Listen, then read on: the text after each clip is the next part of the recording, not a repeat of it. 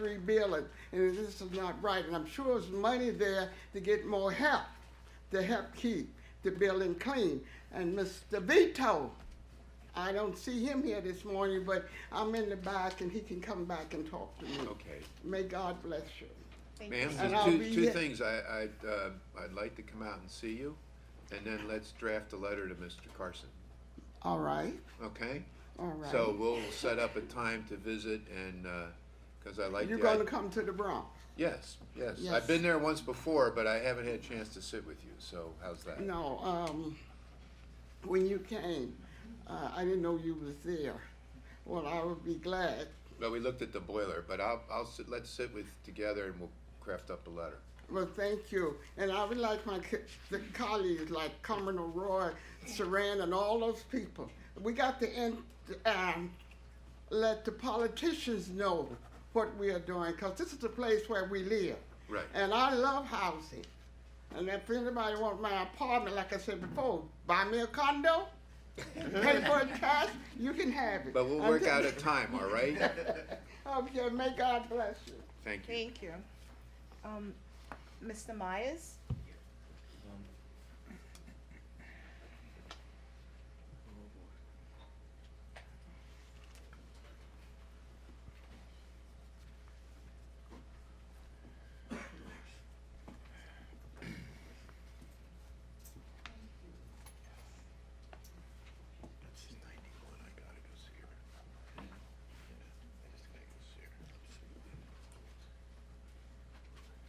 Good morning. I'm Good from morning. Patterson Houses, and I'm going to speak on some of the things that we need to be done. One, we need the front door, but we're spending X number of dollars to contractors that not fulfilling their duty or fixing this thing. This money should be stopped. Either get a new contractor that can do it. They put about a couple of weeks ago, they put a door in 325, which not a door, but they put a hash, keep the door from swinging back. But they didn't put the piece to stop it. They had someone delivering some furniture. They pushed the whole thing back. They go to hash. So we need, if you're going to do it correctly. If they're going to fix the thing, fix it correctly. And in Patterson, they have a tendency of not fixing anything correctly. Now, we also have one guy, one cleaning guy cleaning about 3 or 4 buildings. That's not need. Now, when we need to have one guy cleaning one building, now they cleaning 3 or 4 buildings. So that building is actually, my building is getting neglected, because I'm living in a 13-story building, so that one guy can't maintain another 13-story and a 5. It's crazy. These buildings are getting neglected. So why aren't Patterson, like the rest of the projects, have one guy to maintain those buildings? They building. Okay. Also in Mitchell, not Mitchell, Mount Haven, where there was a parking lot there where we park. Insufficient lighting. They don't have no lighting at all. When you get there, when you park in your car at night, you can't see the park in there because it's very dark. So if there's a lady coming in, you don't know who's going to hit her because it's very dangerous. Now this is right across from Patterson, because Patterson utilized the parking space. Okay, and the back door, I spoke on the doors already, the back door in Patterson need to be fixed. I have a question, sir. Yes, sir. Yeah, I know that you mentioned the back doors quite often. Have you considered vandalism as an issue? Oh yes, I have considered Okay. vandalism many a time. But if you don't fix the thing correctly, there will be vandalism. But if you fix it correctly, it would not be. You can't have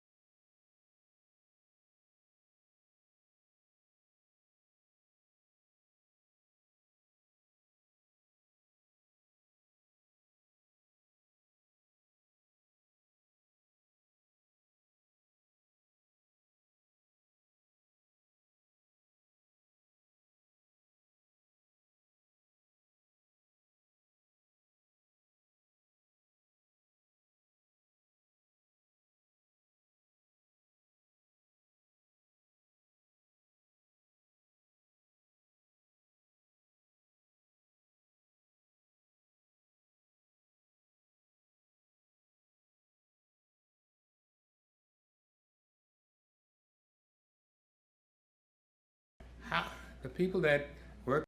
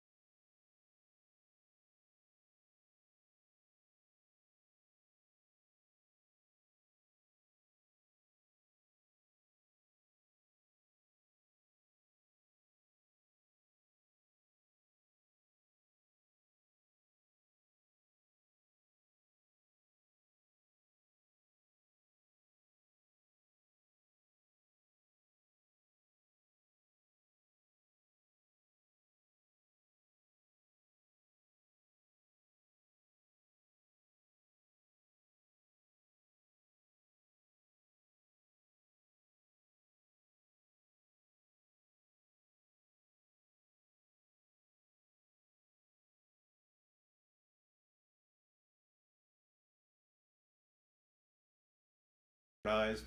So we're bringing in 2 staff members to help with that process into our procedures unit.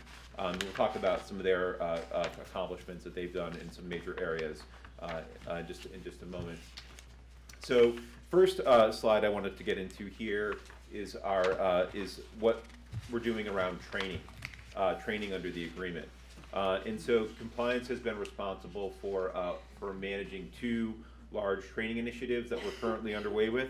The first is our training to refresh our key management staff, but also skilled trades and maintenance workers on the FOS standards and the Uniform Physical Condition standards that apply to our properties. And this was an area of the agreement that was of some considerable concern because it was found that NYCHA was not adhering to these standards and was not behaving appropriately during the inspections. And really one of the key issues is people forgot what these standards mean. The training really stopped for a number of years, and now we're coming in with a 3-day training that I actually took myself about 3 weeks ago. It was fantastic, I have to say, and I'm reporting that honestly. You know, sometimes you have a 3-day training, there's a lot of downtime, a lot of, you know, not so useful stuff. This was substantive, it was engaging. I took it with a class of about 15 maintenance workers and a couple of superintendents. Everybody was really engaged and got a tremendous amount, even for the parts of the training that dealt with sort of stuff that's not directly related to their jobs. It helped them understand like how they fit into the larger system of FOS and how their developments are scored. And then there was a rigorous full-day training on the UPCS standards and some excellent materials, which I'm happy to provide a copy of some of the materials that are provided, but really useful materials laying out the UPCS standards in very clear, understandable ways. Certainly for somebody who's relatively new to the agency, it was very helpful to me. And there's also a test with this training, so it's a mandatory test. You have three chances to pass the test. If you don't pass it, you'll have to get a one-on-one technical assistance with that SIRE group that I mentioned to make sure that you understand what the standards are. So we have 864 staff trained. That's all the senior borough directors. It's the Rems. It's the superintendents, the property managers, the maintenance workers. We're trying to train about 1,800 staff overall in this first phase. In the testing so far has been very good, and we started in September, so it's 864 right now that we've trained. It continues. It's going on right now, actually, out in Long Island City. 95% passing rate to date. The test is a real deal test. It's 100 multiple choice questions. I got a 94 on it, did not get 100, got beaten by several members of my staff. It was relatively That embarrassing. could become part of your permanent record. I'm going to challenge that test result. I'm definitely going to challenge it. There was some questionable questions, but made it through the test and passed it, thankfully. But it's a real test. It's substantive. It's not the most, it's written for a wide group of people who have different skill sets, so it's also passable. It's passable for most people. And so September 2020, we're going to complete phase 1. But that doesn't end it. What phase 2 under the action plan is to do our caretaker trainings, and then for 3,000 caretakers, it'll be a 2-day training, and then we're going to build on an annual refresher training for our staff. The other training I'll just quickly mention, so we also did an ethics internal controls training. It's an online training. We've developed it in-house. We were going to use a vendor, but then we figured that we have enough brain power on our staff to build a nice in-house training. It's an online training with a narrator. We use different people from NYCHA to do the narration, so it's good. You can kind of recognize the voices of some of the staff members. We've trained over almost 6,000 people to date since we rolled it out in October, and we have that record, that we're keeping track of that. We're going to do some training for the field staff that don't have computers, so that's mainly the caretakers, so we're doing that right now. But every employee in NYCHA will receive this ethics and internal control training on an annual basis. It also has a lot of training about the agreement itself. So it's all NYCHA specific. It's not cookie cutter. It's all designed specifically for NYCHA and for the issues that we face. And I'm happy to provide a copy of that training if anyone's interested. So lead compliance. I would be remiss if I didn't come up here and talk a little bit about lead. It's one of our biggest compliance challenges. It's a grind. It's a daily compliance issue that I work on personally. It's an enormous undertaking. So the first big goalpost that we made this year was that we published a comprehensive lead procedure manual. an end-to-end procedure manual. Before, we only had a lead that was either in a GM directive from 2009, or we had a procedure manual about RRP, which is quite good, but it only covered part of the work practices. It didn't cover abatement. It didn't cover some of the notification requirements. So we've come up with an end-to-end manual. We also worked very hard to get comments by HUD. HUD Healthy Homes on the manual. They gave us very detailed comments, which we incorporated into the manual. We also gave SDNY and our federal monitor an opportunity to comment, and so we actually published that manual on January 22nd. So that's signed off on up in the FRL today. It's going to be great. I think we're going to do some training around it. We're actually automatically going to do a 6-month update of that manual because lead is changing so much.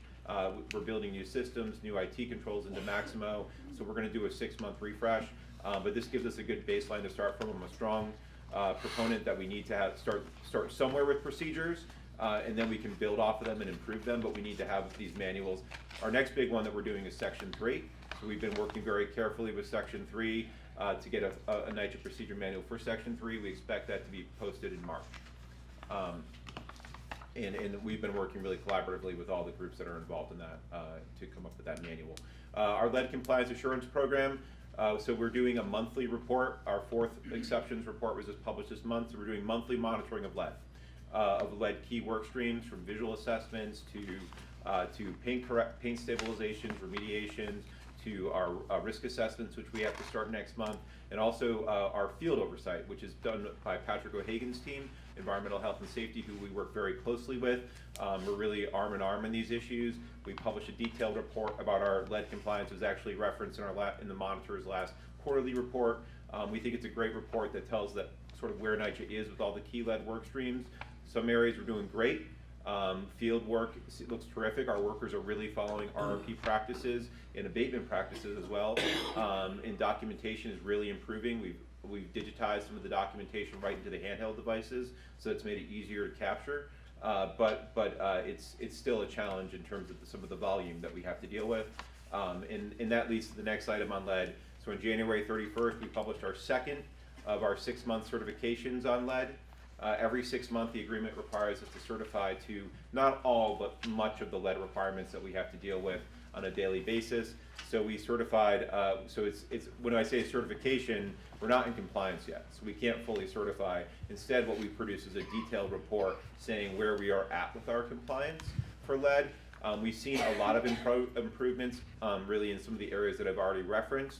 But some areas remain a challenge. The big issue right now is our clearance examinations, which is the dust wipe and the inspection done at the end of the work process. We're doing a lot better. We're getting into 70% of the units that we do work in the same day, and 95% of the ones where we take samples, but we're only about a 70% sample rate. So we need to make that improvement there, and our action plan, which is forthcoming, will address how we're going to hopefully accomplish that. So that's lead. Mold, just go through quickly. Mold is another big area that is just a daily challenge and that we have to work on. So compliance has been really partnering. This is not compliance alone. The Office of Mold Remediation and Healthy Home Assessment and Remediation in Healthy Homes and the BIA's independent data analyst does a tremendous amount of work, and we really learn from them and work with them, as does Environmental Health and Safety. So we're really working on a team. I think if you read the quarterly report in the BIA's case, that you can really see that we are kind of working as a team on mold issues. So 3 areas I just want to highlight. One of the areas that we compliance and EHS fill a role is ensuring that our employees are following the detailed mold procedure. Mold is one of our best procedures. We've invested a tremendous amount of resources and training for our staff to follow these detailed procedures, but if they're not being followed in the field, then we want to follow up and document it. So if we receive a complaint that an inspection was not performed correctly, or we get a complaint from an advocate or from the ombudsperson's office or through the data analyst, we go out there, we investigate it, and if the employee did not follow the procedure, did not conduct the inspection appropriately or within the right time frames, didn't do the remediation appropriately, we are documenting that in instructional or counseling memos. This is not to get employees. This is not to play gotcha. We need to reinforce the procedure. So if we're not giving them detailed written instructions about what they did wrong, they're going to continue to repeat it. We need to reinforce when we have these procedures that what they need to do if they're not following them. So 55 staff members have received memos to improve performance. We have cases that we work on every day to take more enforcement activity against staff who are not adhering to those procedures. We're also working very closely to close out long-term pending work orders. These are work orders that have been open for more than 200 days. There's a cutoff date. These were established as of July 31st, 2019, so there's sort of a defined universe. We've closed out compliance in association with some of these other people, and including operations, because operations plays a critical role here. They're doing the work.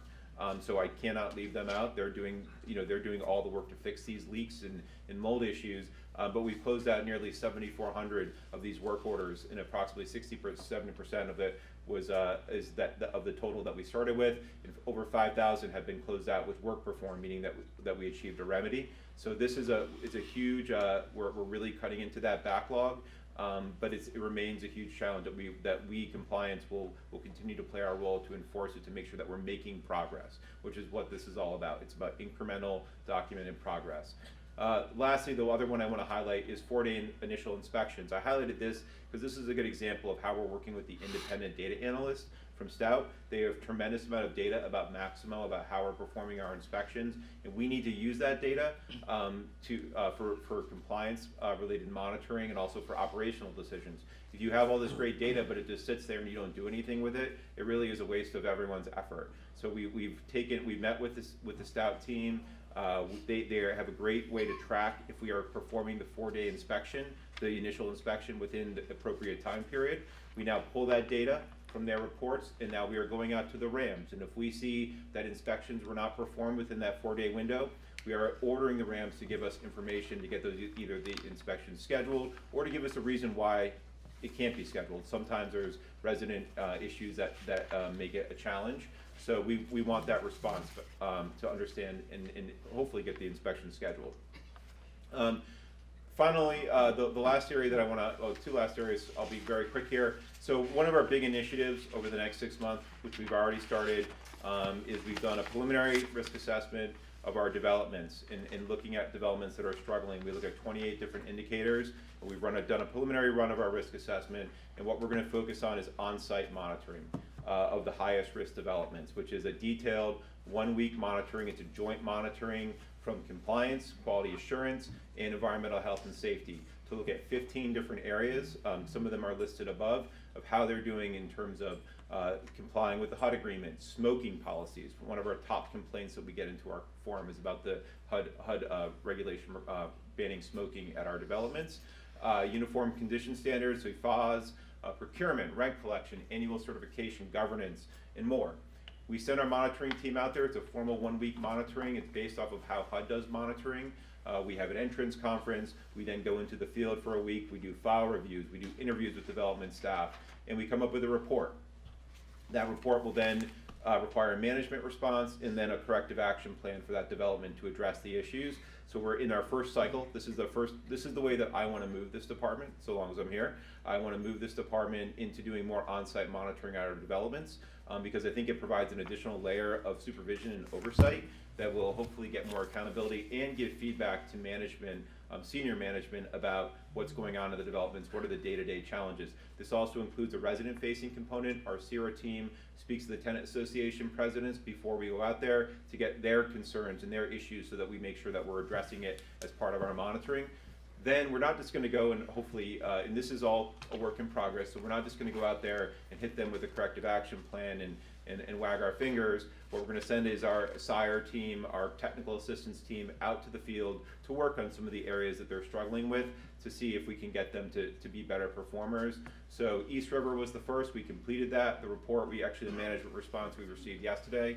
Throgs Neck we did February 7th through February 3rd. The report will be issued next week. Washington, we're going out there on March 2nd to send our monitoring team, so that's next week. And then we have 3 more. I'm hoping to expand out this on-site monitoring to 12 sites per 6-month cycle starting in July.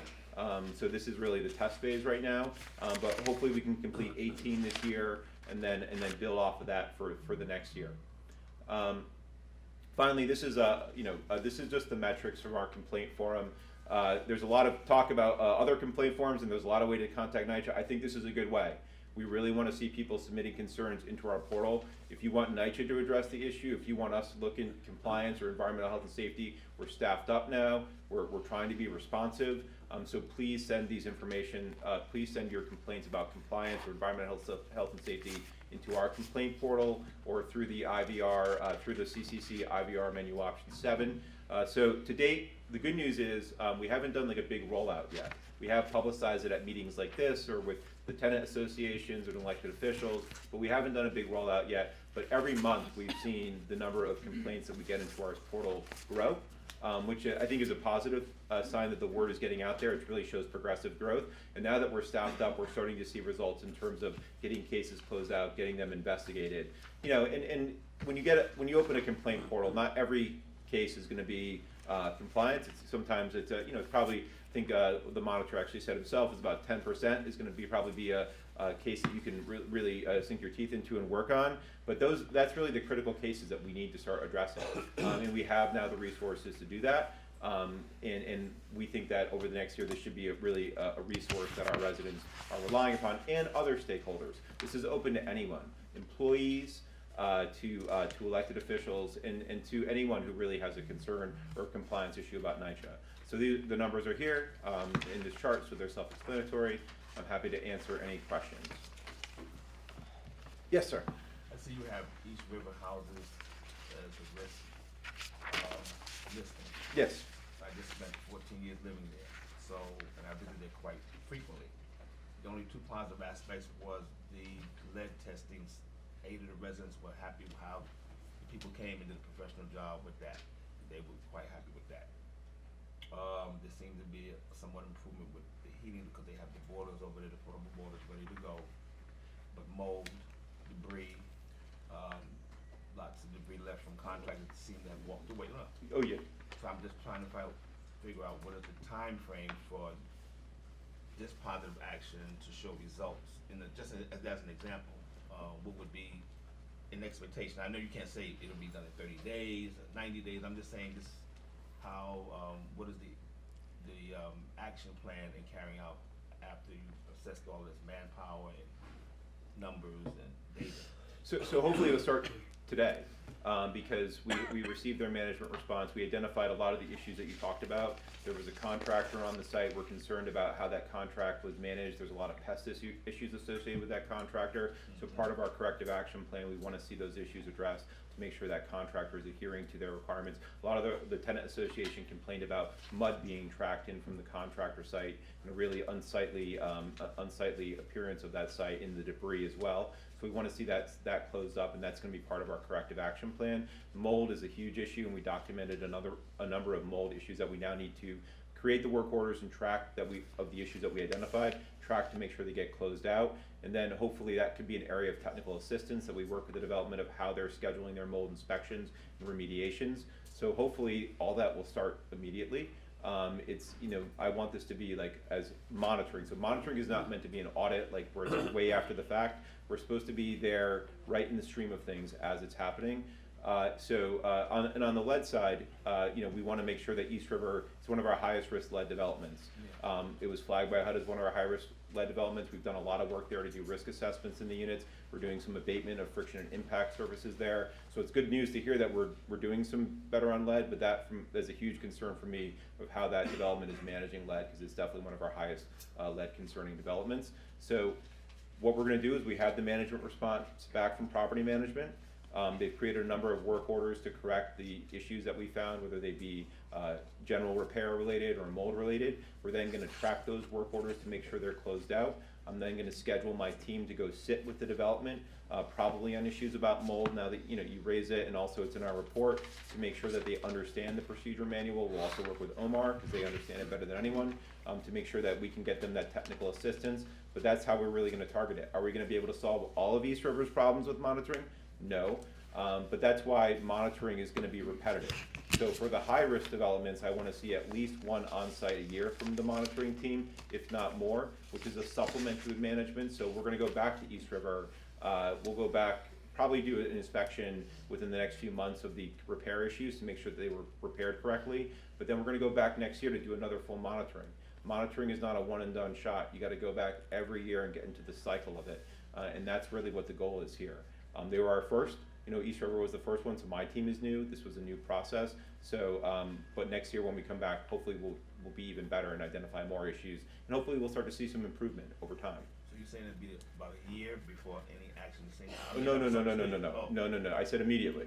No, Oh, okay. no, I'm we sorry. already got the management responses back. We have work orders created to address some of the issues that we identified. We're gonna track those work orders immediately to make sure it's all closed out as part of the corrective action plan. Well, my point was that's not gonna fix, we couldn't find every issue at East River within a week. But we found a lot, and it's gonna lead to where that development is struggling with. And the next step is to send our team out there, our compliance, our technical assistance team, to go sit with the property management to figure out where they are struggling with, so that we can try to see some maybe improvement going forward. And then we'll come back next year to assess the health and see how they do next year as well. I hope that was a satisfactory answer. And we're happy to give an update on it in the progress of how it's going.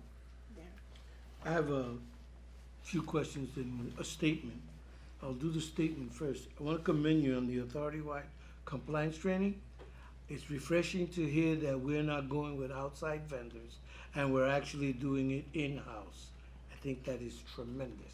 It's something that I wish we could do with other issues.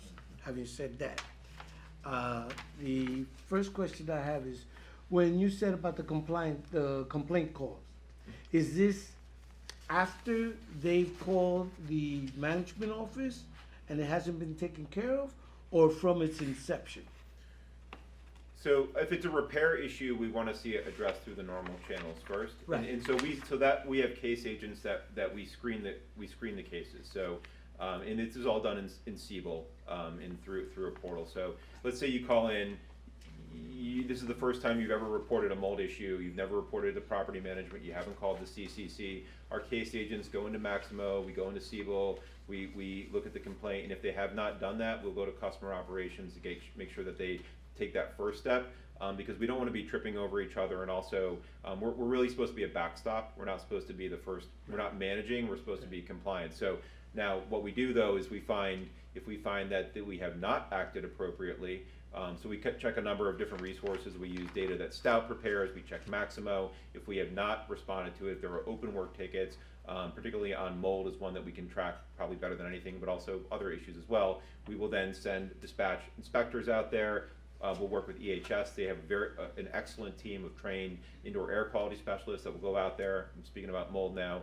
They'll do an assessment, they'll make findings, and then they start the process of getting all the appropriate work orders created, and then it's compliance's job to pick up the ball then and make sure that everything is done and closed out. And that's really the cycle that we're going through, but we don't want to get issues of first impression. Now, I have to caveat that, look, because some issues might be so egregious that it might be the first time that they ever have contacted us. Maybe they have a kid under 6 and it's a bad lead paint issue that we need to go out and address. I don't want to see, and this is one of the challenges that I'm still working on, I don't want to see things cycle out back to customer operations and nothing gets done. So we're trying to do that triage process. For a while I was reviewing every single complaint. Now I have somebody to help me to do that. But we need to make sure that we're catching the ones that are first impression. We need to do something immediately, because there's always that possibility even if they have not complained yet. Now, with the training on the FARs, where you're training your people, so will they go out along with the other people that perform the FARs, or will they be performing the FARs themselves? So they will not be performing the FAS. So our role in the FAS process is really a certain number of people are allowed to accompany the HUD inspector, right. And they're there to address exigent health and safety issues on the site, and also to help assist with access. So some of these staff, given their titles, might go out with the FAS because they might be property superintendents or maintenance workers, but that's not what the intention of this training is. The intention of the training, we talk about deceptive practices, but the big thing about UPCS standards is year-round adherence to those standards, because the whole FAS issue came about by the fact that this was all deferred issues that we didn't address, and then we would get notice of a FAS inspection, and we would send a team out there and blitz the development and try to fix everything. HUD doesn't want to see that happen anymore, like that type of quick fix behavior. They want to see year-round adherence and understanding of the repair standards. And the UPCS repair standards, it's a big acronym, it sounds complicated. Having gone through the training, it demystifies what it is. It's graffiti, it's exposed wires, it's clogged sinks. There's like 100 of them, so I'm not going to list them. But the material really, it's really, nuts and bolts stuff that they need to be aware of at their development each year, so that they're fixing them. And this is all, most of this stuff, not all of it can be done by maintenance workers themselves. Some of it's going to require skilled trades, but this is really basic stuff. So the goal of the training is not really to be prepared for FOS inspections. They have to know about FOS and what it means and how they should conduct themselves. But it's really to say, year-round, follow these standards, adhere to them, and if you see something, fix it. We lost tons of points this year for common area issues, exposed wires, standing water, the things that we could be addressing, year-round, and doing a better job of. But it's, we're probably just not prioritizing it. Last thing. Yep. Very last thing. When you were talking about the lead compliance update, and you mentioned that you're not certified yet, or there was no certification. Yep. Could you elaborate on that? Yeah, sure. So under the agreement, we have to certify every 6 months to about 20 different lead requirements under federal law. And as the chair said last time, and I'll paraphrase, but we're not going to certify until we can verify that we're in compliance. And we're not, we're trying to do this as urgently as possible, but part of how NYCHA is in this situation here today is by trying to sugarcoat information or saying that this is better than you might expect. We're trying to give an honest assessment of where we are in terms of compliance. And look, the lead laws are tough. I think we're in compliance with a lot of the major ones, generally speaking, on a day-to-day basis. But the paperwork, the documentation, the clearance examination, really difficult to coordinate, really difficult to get it to a level where you can say that you're in 100% compliance. And some of the notices, just areas that we struggle with, that we know the areas that we struggle with, and we're trying to build automation, better practices, monitoring to improve those. But until we get to the point that we can say we feel confident that we have procedures in place, that we're following those procedures, and that we have a good 6 months of record. Because compliance is not about like 1 month you hit the numbers and you can say we're done. It's about every single month from here going forward until the end, forever. So that's really what we have to do, is about not only attaining but sustaining compliance. And that's what, until we can get to a point where we can say that we're consistently following the lead requirements month in, month out, then we're going to be cautious about how we're certifying it. And how we're speaking about it, because we don't want to give anybody the misimpression that we are in compliance with all these requirements. Thank you. Yep. Thank you, Dan. Yep. Thank you.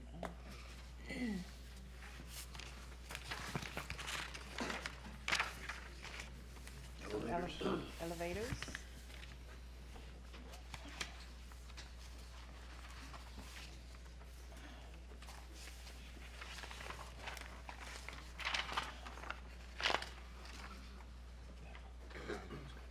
Hi, good morning, everybody. I'm Joey Koch, Chief of Staff, and this is... Good morning, Richard Sullivan, Director of Elevators.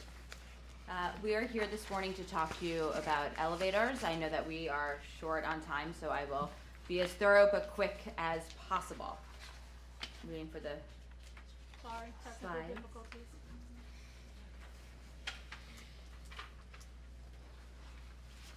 Okay, so I will begin. We have about 3,200 elevators in our stock, making roughly 3.2 million trips daily.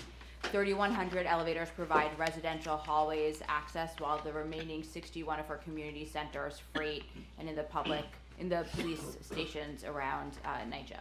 92% of NYCHA residential units are buildings served by elevators. We do have buildings that don't have elevators. Of NYCHA's roughly 3,200 elevators, 1,500 plus are the only elevator serving a specific stair hall. So just to make sure everyone understands what a stair hall is and what that means, you may have a building that has 5 different elevators. However, the elevator itself may only serve one specific area within the building, and that is the stair hall. So we consider those to be the equivalent of a building with one elevator, because it's one elevator serving a population.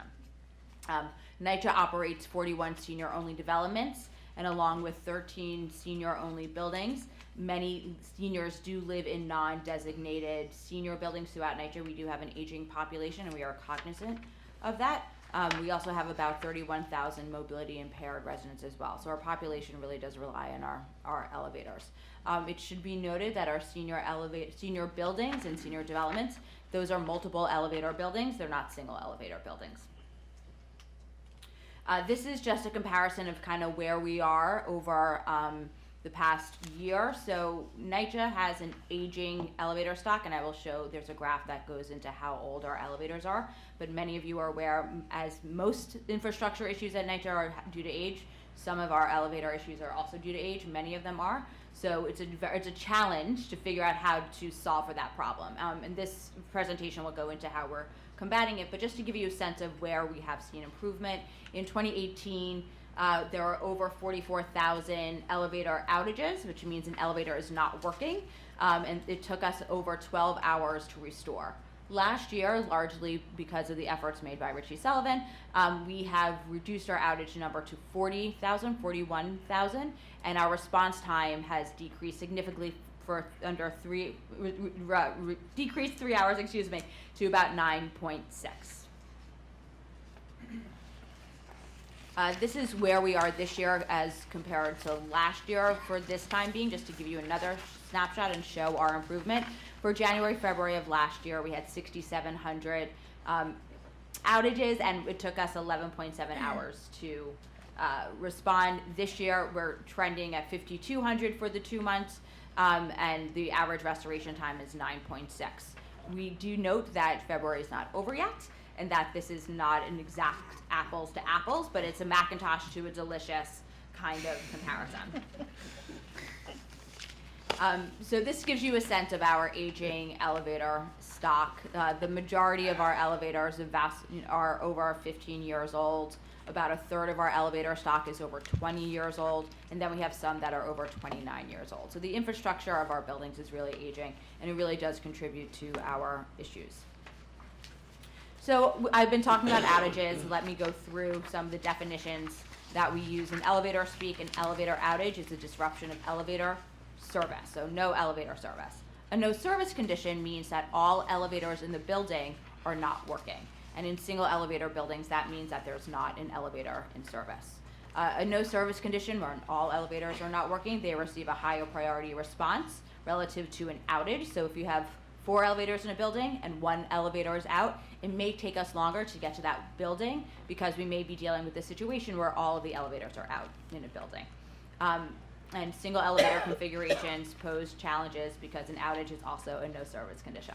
And as I noted earlier, stair hall is a unique set of access points within the building, and we treat those as we do single elevator outages. So this is just an illustration of the types of elevator. So that on the top with the 1X is a single elevator outage. The second one denotes a no service condition, all elevators are out, and then single elevator and the 1. In the elevator action plan, we outlined what we consider priorities and how we actually respond. And I should have started off, and I apologize for not doing that. This presentation is a presentation of the elevator action plan that was approved by the monitor and is up on our website if you want to read the entire thing. So I apologize for not starting off with that. But these are our priority codes. So immediate threat to life and limb, Super 9, we drop everything, we run. A no service condition, a senior building, buildings where we know there are mobility impaired residents, those all get the highest priority of 9. Outages, just a plain outage, not a no service condition, that is a 5. And then an elevator that is working, but maybe there's a problem, so there might be a button that's sticky or something like that, that gets lowest priority. To give you a sense of how we're responding based on priority, for 9s between 2016 and 2018, it took us almost 7 hours to respond. Now, 4 was the average duration, and the median was 3.5. And then 2016 through 2018 for priority 5s, it was 15, and the median being 6. So it's a significant difference for priority 9 versus other codes. So how are we improving our elevator service for NYCHA, knowing that we can't replace every single elevator within our stock? So we're doing a number of things. Number one, we are installing water-resistant door operators. So oftentimes, one of the reasons why our elevators go out of service is not because the elevator isn't working, it's because there is a leak in the roof or in the building, and it gets into the motor room and it affects elevator operations. So we are installing what are called water-resistant door operators into our elevators so that they can function better when there is a leaking condition. We don't have to take it out for as long when the water gets into an elevator. We are creating a contract to replace hoist generators and motors. So knowing we can't replace every elevator, or there are components of the elevator that we can replace. And we have identified that hoist generators and motors, they account for about 30% of our elevator outages, so we're gonna replace those. We are doing a project in all of our motor rooms where we are putting in ACs to ventilate the motor room. It seems rather basic, but if you look at our stats, we have a significant up number of outages when it gets really hot out. And one of the reasons is because it gets so hot in the motor room that the equipment overheats. So we are installing air conditioners in every single motor room, and that should be completed this summer. If our air conditioners come in from China, we're having a little bit of an issue because of the coronavirus, but the goal is to have that finished this summer, to have every motor room to be ventilated with air conditioning so that our motor rooms don't overheat. Additionally, what we are doing is we are currently negotiating with the unions for 24-hour shift coverage so that we have teams 24 hours a day to respond to the needs of our residents. Right now, people work Monday through Friday, 8:30 to 4:30. They have a skeletal crew with the nights and the weekends, but we really think that we are a 24-hour operation. Elevators work 24 hours a day, so we need the staff to be able to respond 24 hours a day. The way it works now, if you are in an outage situation, so there's one elevator that's not working, it could be out on a Friday night and not get fixed until Monday morning because we don't have staff working on the weekends, and the staff we have are working on the emergencies. So we think 24-hour shift change will really make a huge difference to the lives of our residents. And we're currently negotiating with the union to make that a reality. We are also installing what are called Rems, remote elevator monitoring systems, into all of our elevators, and this should be completed by 2024. And we have created a unit within the elevator unit called NEST, which stands for NYCHA Elevator Special Teams, and they are tasked with taking the outages, going to the developments with the most outages, and they essentially camp out there for a week and a half, and they do a very thorough cleaning, preventative maintenance of those elevators. So we do preventative maintenance every month. This is much more in depth than what our normal preventive maintenance would be. And in the developments where we have had NEST, we've seen a reduction of outages at those developments. Technology is always something that we look to in order to enhance our operations. What we have done now, our elevator mechanics actually have handhelds, but we've also we've changed the type of handheld that they have. They have gotten a stylus, which is a larger handheld, so that they can actually use the point and have greater mobility in doing the work orders on the handheld. They were having issues. We've also created a dashboard that has real-time data, and most importantly, we have changed the Maximo configuration for elevators. Before, there were only 3 ways of determining what the outage was. Now we have about 17 different cause codes, so that Richie and his team can do an analysis of why the elevator went out of service. We can analyze parts that might be needed, but we can really do a true root cause analysis, and we instituted that over the summer. We have also enhanced our communication plan as part of our action plan. We have robocalls, we have notices, much like other outages. But in addition, what we're doing is when people know that an outage is occurring and they have mobility issues, they can press 1 or 2 or 3, whatever it might be, and have an IVR feature so that they can talk to the CCC and let the CCC know. That will let property management know and emergency services know that there are mobility impaired people within that development, so that they can be on alert if they need help.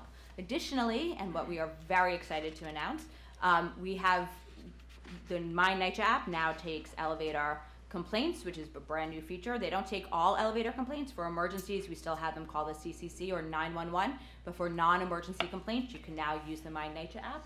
We are also instituting push notifications so that if an elevator is out, people, if they want to, they can get that information on their phone so that they don't necessarily have to receive a phone call. So that is a huge technology enhancement that I'm happy to announce, and that rolled out about a month ago.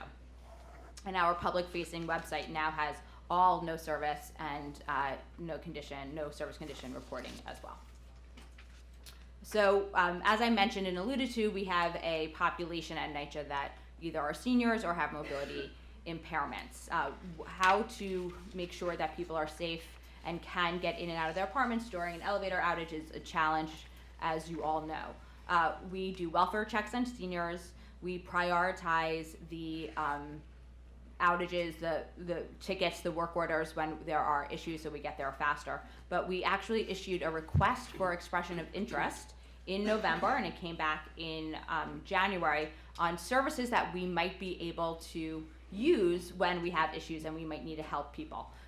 So we did get some people saying, yes, we can provide services. So the RFP is now out on the street. So hopefully we'll have a vendor who can come and assist us in these situations. And our capital program, we are going to be replacing 281 elevators throughout NYCHA with a combination of state, city, federal funds. 4 are slated to be done this year, or to begin, I should say, this year. And the capital unit tells me that they are on track with all of it. So I believe that is it. Does anybody have any questions? Yes. I think you mentioned someone named Sullivan. Okay, but the I think because you used to be in Manhattan, supervising Chris Sullivan, and all the time. Supervisor mechanic, yeah. Yeah, Chris Sullivan. Yeah, retired. He's great. He retired. Yeah. But he used to tell me all the time, parts. Mr. Adams, we need parts. We're waiting on parts. And in his case, what Chris used to do was we had a problematic situation. He said, what I'm gonna do is I'm gonna have my team stop there first and go to the next available trouble spots. If we have time, he was very nice. He said we will double back and do a service check before they end their shift. I'm not sure what the plan would be with staffing, but the parts seem to be a big issue. He would always tell me, he said, Ms. Donna, we're waiting on a part. Yeah, so we are cognizant of the parts issue as well, and Richie can get into how he manages the inventory. We oftentimes have to make parts because our elevators are so old and we can't get parts for them. So, and if that happens, that is going to add time to our response time. It is. Do you want to talk about inventory? So, yeah, we do have a monthly inventory process that we have. And so we typically don't wait for parts to run out before we start ordering. We monitor it every month. And as we need, well, actually before we need, we'll start to order, particularly for our older jobs, we'll order the parts that we need to make sure that we don't run out of parts. Are our people still handling all the elevator issues? Yes, yes. Okay, that's good. Yes. Are you bringing Chris back? No, let me stop. No, I can't. No, but, so parts and the priority, what you said with one elevator out, if there's 2, but if that other elevator is carrying 40 people or 50 people trying to get in there at one time, that'll be out in 2 hours. Could be. So we have, the good thing is that we have 24-hour watch, right? We have dispatchers monitoring our screen 24 hours. Right. And if a no service condition does exist, it immediately shows up on our screen, maximum, and it's color coded. So they're prompted to immediately dispatch staff to that building that has no service. Yeah. So Okay. if I can just add to that, we do not have, as I noted, we do not have a full-time staff 24 hours a day. What Richie has alluded to, we do have people watching the screens, whether it's ESD or elevator staff, constantly watching when we're happening. On nights and weekends, when we don't have a full situation, we will stop what we're doing and then go to a no service condition. So what you're saying is absolutely right, that it is possible that if you have a 2-elevator building that gets heavy use, one elevator goes out and then the next one is getting heavy use, that yes, it could absolutely come out. Yes, for sure. But then that will flag a no service condition and it would be prioritized for a response. Okay. Yes. Oh. How do you do replacements where taking the elevator out of service would cause a no service condition? How long does it take to do replacements? So an elevator replacement, I'm looking at capital because I don't want to make a giant mistake, but my understanding is that an elevator replacement takes about 2 to 3 months or so to replace.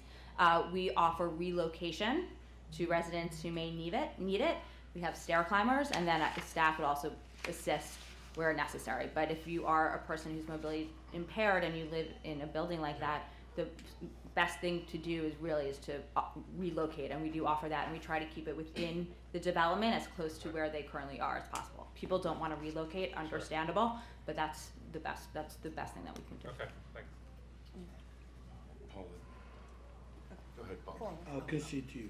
Thank you. So it's a two-part question. I assume that the 281 that are being planned for replacement are the ones where have multiple outages, so that the prioritization is about sort of those. Does our current physical needs assessment, the big number of 40 billion, include replacing all 1,000? I mean, Yeah. okay, Everything. thank you. What, if anything, do you have in place when a person or the persons that are trying to help a person stuck in the elevator circumvent the CCC and call FDNY or NYPD first? So Which means then the CCC has no idea that the elevator is out, and then when the the fire department or the NYPD shows up, they shut it down, and now we're shut down for 3 or 4 days. So that does happen often, right? Residents choose to call who they wanna call, right? Right. And sometimes they will reach out to FD first. They are the first responders for a hazard or entrapment. They'll come out and they're supposed to, once they remove the elevator from service, contact ESD, which will subsequently contact the department, and then we'll respond. Sometimes it doesn't happen as quick as we would like it to, but sometimes that does happen that way. So, Now, when they do contact us first, I don't mean to interrupt you, but, so what we have in place now is we have an alert, that if a resident calls up a hazard or they're entrapped, it immediately alerts all of our managers and supervisors on their phone, so that we can respond immediately. Hopefully they call us first, but sometimes they don't. so basically what you're saying is then some other resident is gonna have to take the initiative and call the CCC If and not let done them by the know fire that department. because I can assure you right now that that's not happening. They come, they shut it down, and NYCHA doesn't know. Right. Okay. Okay, thank you. Questions? anything else? Thank you. Thank you. Welcome. The 2020 hiring plan status update.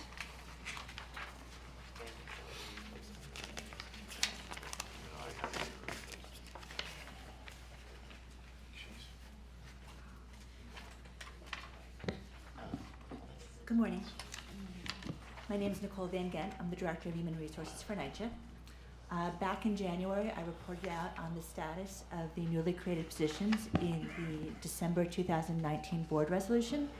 I'm here to give an update on that status. Since I reported out in January, we've made modest progress in each of the 3 categories that we report on, despite the creation of 50 new vacancies to report on.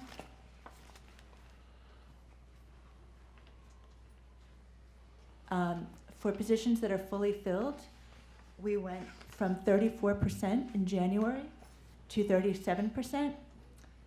In absolute numbers, that we went from 137 to 149.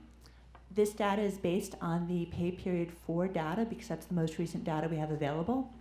We've filled about 25 positions since then, so we anticipate being able to show additional gains in March.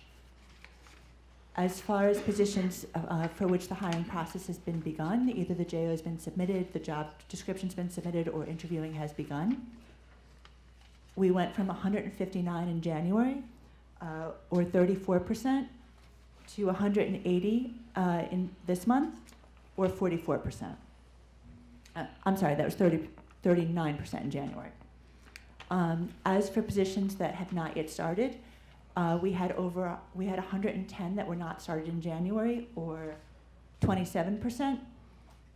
As of this month, we have only 77 that are not started, or 19%. And like I said, we've made some gains in the last few weeks, so I anticipate being able to show greater progress in March. Any questions? Thank you. If I remind the board, when we passed the budget in December, we committed to providing you with updates on the new positions that we were adding, and thank you for this. And as we go forward, can we get a trend Sure. chart? We can just take your same numbers and show how we're moving January, February, March, and then we can kind of see the progress. Sure. Great. Are any jobs becoming hard to fill? Are there any trends about difficult to fill? Yes, we've had ongoing difficulty filling plasterers. There's not that much of the trade available. We have been working with Reese on a pipeline to develop caretaker Ps to help, both create resident opportunities and to try and fill in some of that void.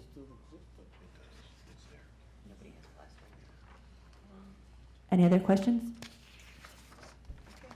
Thank Great. you. Thank you. So we'll have the pact update.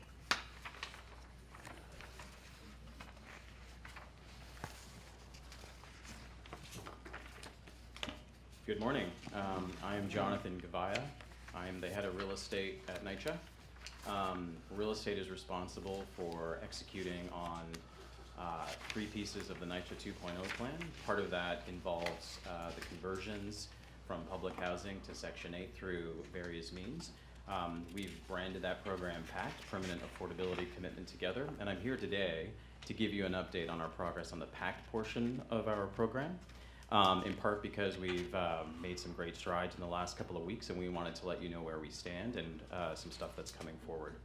So just to take a little bit of a step back, in December of 2018, the mayor and NYCHA announced a commitment to convert 62,000 units over 10 years.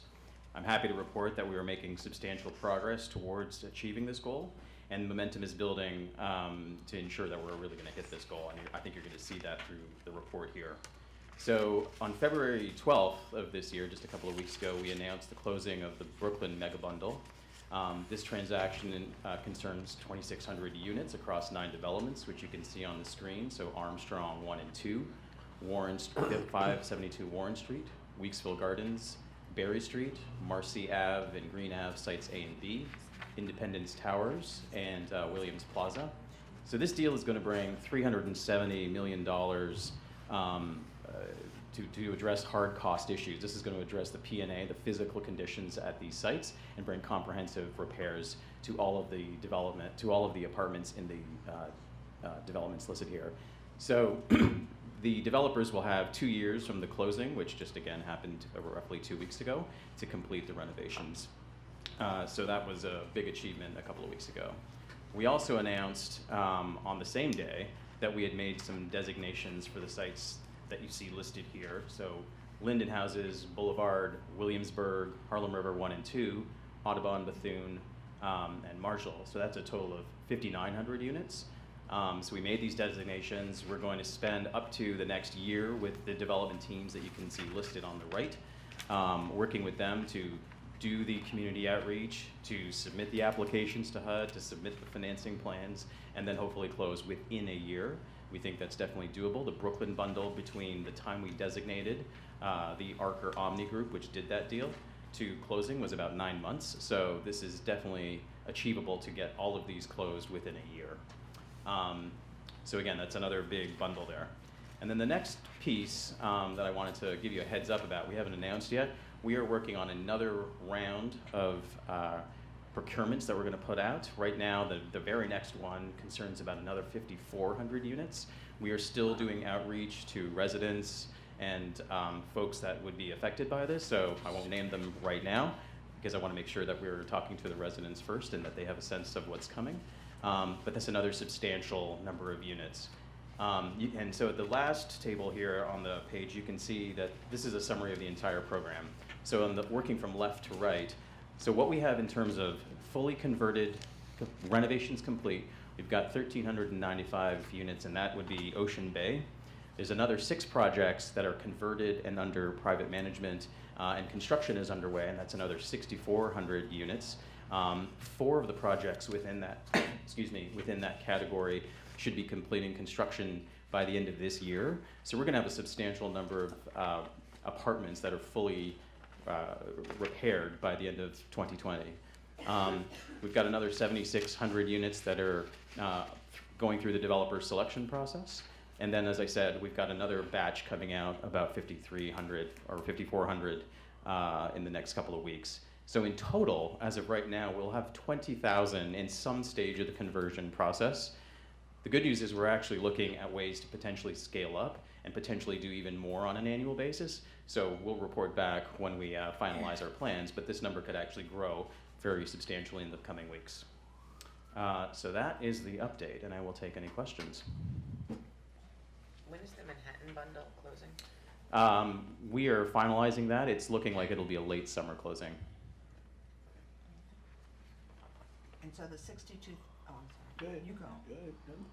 We got Joe too. The 62,000 by 2028 then Mhm. looks very reasonable, Yes, because you're 1/3. exactly. That's Yes. fabulous. We Yeah. hired him because he could do that math. So, I mean, I think it would be great for us to see a revised timeline, sort of a best case, worst case Absolutely. scenario of where we can go. in Yes. 62. And Jonathan and others, we've been talking about ramping up even a bit more. So I think probably later this year, we could come back to the board with an Great update and progress. schedule, and we're very excited. I think I added it up the other day, and in total, everything that we have closed is, with scheduled to raise, we will have raised 1.1 billion in hard cost investment. That's right. That's right. So that's a great number. Yep. You had a question? Joe? In the progress that's being made, what would you say is the impact of collateral damage with lost things like parking, centers, things that residents have to make adjustments to, in particular parking? That's an extreme hardship because, and I was told that in some cases, there might be conversations with DOT to help people get some sort of passes or something to accommodate them, because they won't be able to park at those sites. I don't know if that's true or not, because people picking up children and elderly and Right. trying to work and come home. With the progress, this is progress, but I'm saying there's a lot of collateral, Right. tenant damage that Sure. has to be sacrificed. So if your question is like specific to parking, I mean, these are meant to be rehabs of the existing apartments and the grounds. There is no plan in any of these conversions to remove parking, remove parkland or playgrounds or the rest of it. We're not touching the sites. It's actually just enhancing the sites. It is true that we're also looking, excuse me, in some cases, as part of NYCHA 2.0, to do the Build to Preserve program, where we would build buildings on underutilized sites, but that has nothing to do with what we're talking about here. Okay. In the interest of saving time, I will call you. Sounds My good. questions are gonna take some time. All right, sounds good, thank you. Anything else? Thank you. Thank All right, you. thank you. Now of Capital Projects Division, Board approved temporary suspensions reports. Hi everyone, I'm Joyce Cinderbrand. I'm the Recovery and Resilience Department Vice President, and I bring you greetings from Steve Lovesey, who had knee surgery on Monday and as of late last night was certain he'd be here today, but he had a suture come loose this morning and had to go to the ER, so he sent me instead. I will caveat my presentation with the fact that I've seen all of this for the first time a few hours ago. So I will speak to as much as I can, and then Steve is happy to get back to you guys with every question that I can't answer. So the first slide really talks about the spend rate for the department. Unfortunately, I can speak to, the spend rate for the division. Unfortunately, I can't speak to that highest bar, the disaster recovery bar. That's really part of what is going to be the peak year of spending for the Sandy Recovery Program. Last month, you approved the last major contract award for the program.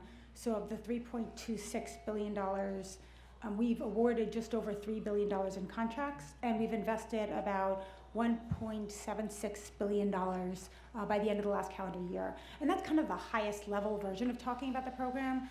In real life, talking about impact to residents, we recognize that there are elements of the recovery and the resilience work that take a long time to implement, but there are also pieces that we try to front load so that residents can see benefits right away.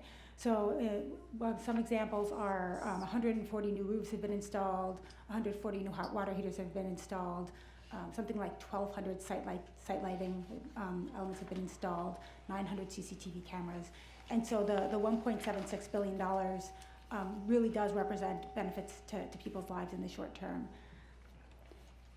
The two programs I was asked to speak to, again, I'll have to keep it very high level because I don't know very much about them, but the city heating plant program, all 9 contracts have been awarded, the temporary boilers installed, and the demolition phase has begun at those sites. So those contracts are considered on time, and there have been no change orders approved under this program at this time.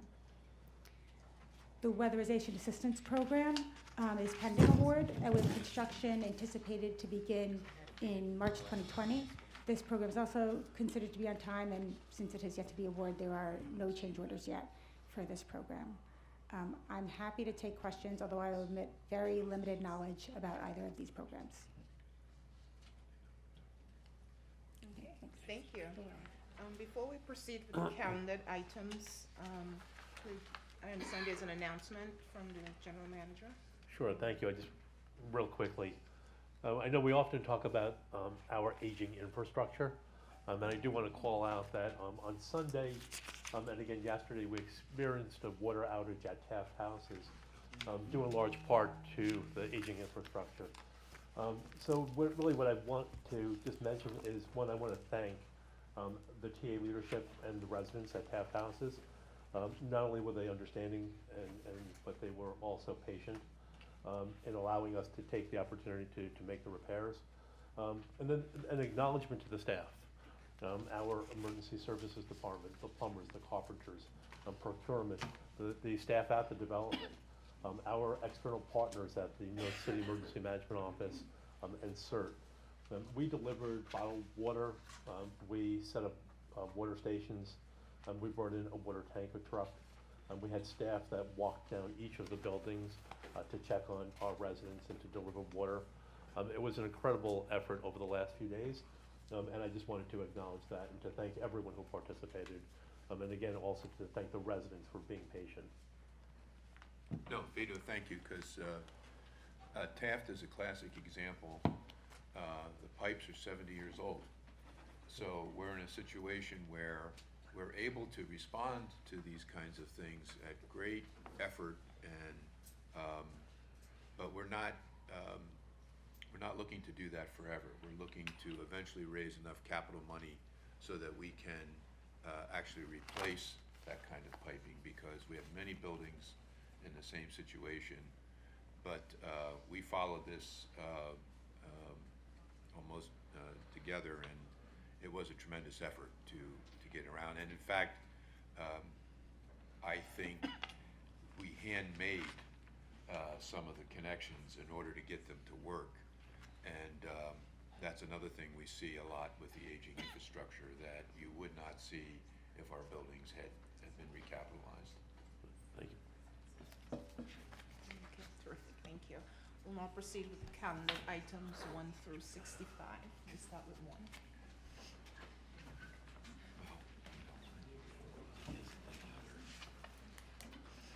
Good morning, everybody. I'm Teresa Puccio, NYCHA's treasurer. I'm going to be presenting the first of today's 65 resolutions.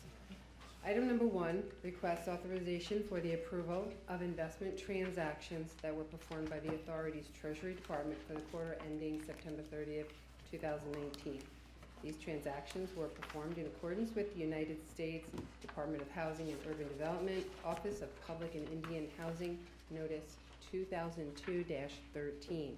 The authority's investment resolution report outlines the authority's cash and investment position and provides a brief overview of the changes in cash, changes in investment, and provides current and historical rates of return on the authority's investments as a measure of investment performance.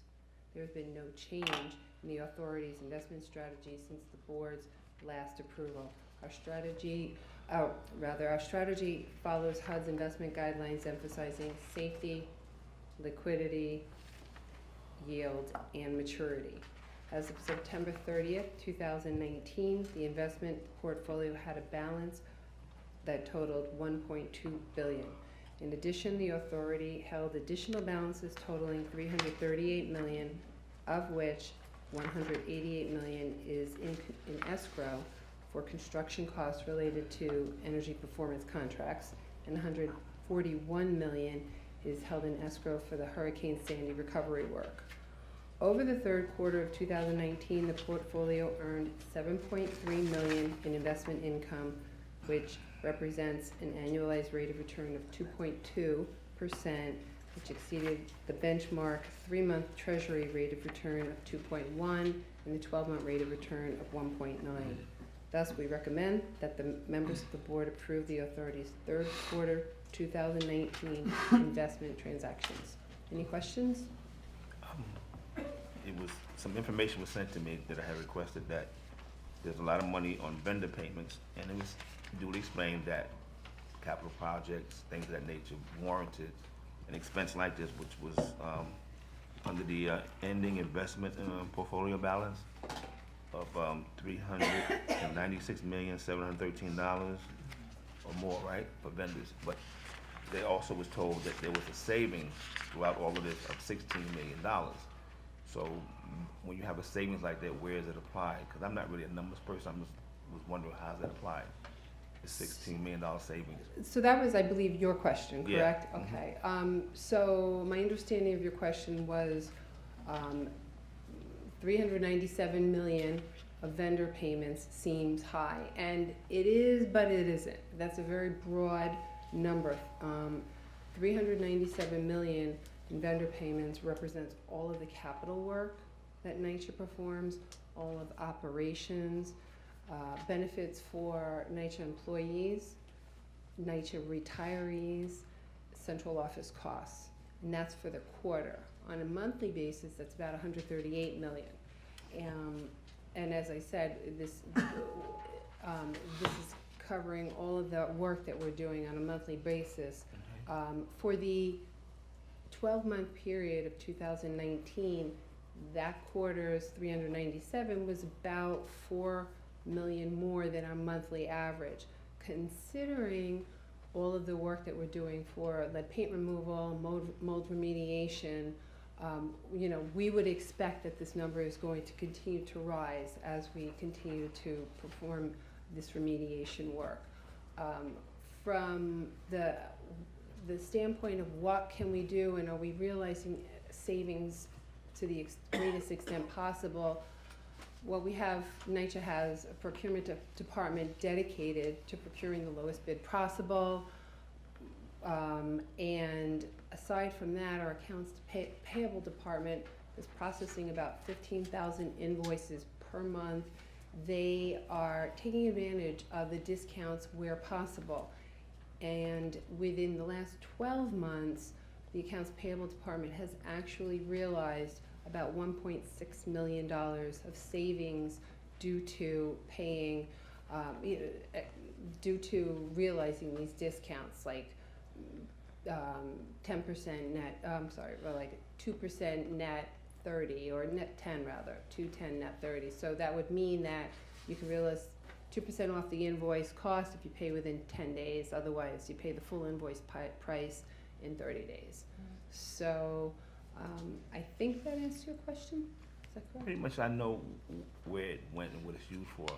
But I was just, like, I was looking, and it just states that our total receipts, that's our money we start out with, true, to do these things, right? Mm-hmm. So the vendor payments takes up more than 1/4 of this, and it was sent to me that there was a savings of $16 million. I'm just saying, how is that applied somewhere? Because I can't.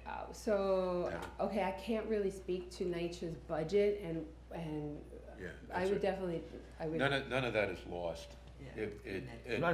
Yeah, No, well, if we save money on a vendor payment because we paid on time or paid early for some reason, depending on the fund that's charged to, so if it's in operations, that money is released into the operating budget. Okay. If it's in capital, it stays in the capital budget for something else.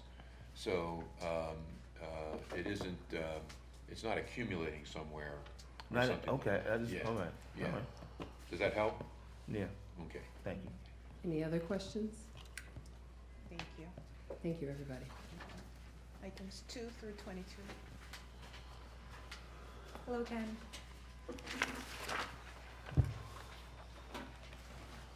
Item 2 seeks authorization to award this requirement contract to the lowest responsive and responsible bidder, Gilston Electrical Contracting, for site lighting upgrades at various citywide developments for an amount not to exceed $4,675,290.42.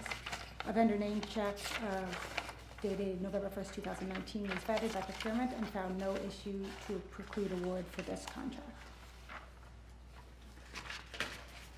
Question? Number 3, this seeks authorization to enter into 4 indefinite delivery, indefinite quantity agreements for energy performance contract services for an amount not to exceed $400 million, excuse me. Think of this as like an on-call EPC contract. So taking the future energy savings and using that to make capital investments now. The 4 firms are Ameresco Inc., Johnson Controls Inc., Golden Energy Solutions, and NG Services US Inc. The combined cap of the EPC IDIQ agreements shall not exceed $400 million in EPC services. I just want to say that it was so interesting to me to learn that this is really a loan, and so this is not an outlay of capital, and that the loan is repaid by the savings. So I just wanted to go on record to highlight that, because I think that's very interesting and might have not been as clear to everybody. I appreciate that. became It's a clear pretty to me. innovative model. Items 4 and 5 seek authorization to award 2 job order contracts for the installation of closed circuit television and layered access control at various developments citywide for the combined total not to exceed $15 million.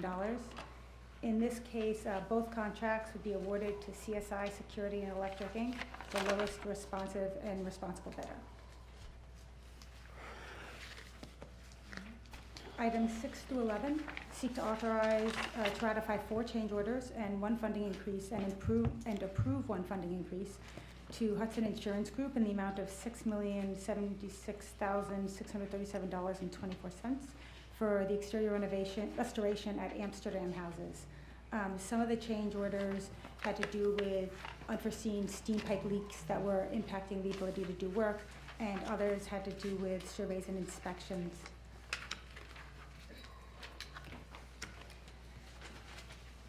Number 12 seeks to increase, one I know about, seeks to increase funding with Cohen Pedersen Fox for architecture and engineering services for sandy recovery at Red Hook East and West houses by $23,100.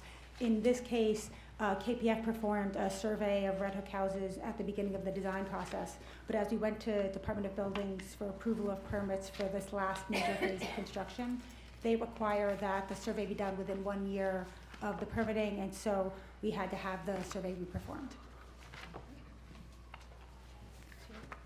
Number 13 is rejection of all bids for the requirement contract for site lighting upgrades at various citywide developments. In this case, Gilston Electrical has already been awarded this same contract as the lowest bidder, and so they can't therefore be awarded the contract again. And this is a contract that CBD is going to go out and try to increase the pool of bidders before they rebid. Number 14 is an authorization to reject all bids for a contract for a community center renovation at Corsi houses. In this case, bid proposals were received and the bid opening was held, but the New York City Council member Diana Ayala requested that the project not proceed. And it's due to need for a sponsor for the community space. So the council member is going to work with us to secure a sponsor for that space, at which point we'll undertake a new design and rebid the project. Number 15 is an authorization to reject all bids for a contract for the gymnasium renovation at Claremont Neighborhood Center at Morris One Houses. In this case, 4 bids were received for the contract, but they range from 71% to 189% above the authority's cost estimate. And so therefore we're seeking to reject all bids and redo the scopes of work so that they are within the budget amount, and they'll be rebid accordingly. Number 16 seeks authorization to reject all bids for a contract for spray shower upgrades in Millbrook houses. In this case, the first and second lowest bidders didn't submit the required licenses at the time of bid. They were deemed non-responsive, and the remaining bids were far above the authority's cost estimate. In this case, we're requesting to reject all bids, and we would use a job order contract to do the work instead of putting it out to bid again. Items 17 and 18 seek authorization to reject the sole bids for 2 contracts for trash waste replacement with vertical reciprocating conveyors at Bayview houses. In this case, the first contract, which was for the removal and replacement of the trash waste, was 76.8% above the authority's cost estimate. And in the second contract, which was the associated electrical work, the bid came in 29% lower, and as we do for all bids, we have a post-bid meeting, and in this case, CPD determined during that meeting that the contractor had excluded critical parts of the scope of work, and so we're requesting to reject that as well. And again, for this one, CPD is going to go out, do additional work trying to increase the pool of bidders for this type of contract, and then we'll put it back out to bid. Items 19 through 22 seeks authorization to reject 4 job order contracts for various developments. This is something that might sound familiar to you. In November of 2019, the board authorized award of 4 job order contracts and rejected 4 job order contracts. And CPD has completed the review of the bids for the remaining ones and asked for them to be rejected as well. In this case, the authority does have a job order contract in each of these areas, HVAC, brickwork, roofing, and plumbing. So these were the second contracts for these areas, and due to the either lack of responsiveness or the high prices of the bidders, we cannot award the contract to the same contractor who has already been awarded these contracts. So we are requesting to reject all of them. If there are any questions I can't answer, I'm happy to pass them on. Actually, I have a request. Oh, sure. Not just for capital, but I would like all the rejections to be reviewed by law and determine if, based on the HUD procurement rules where we're spending federal money, if we can engage in other alternative procurements subject to the provisions that allow for demonstration of adequate competition.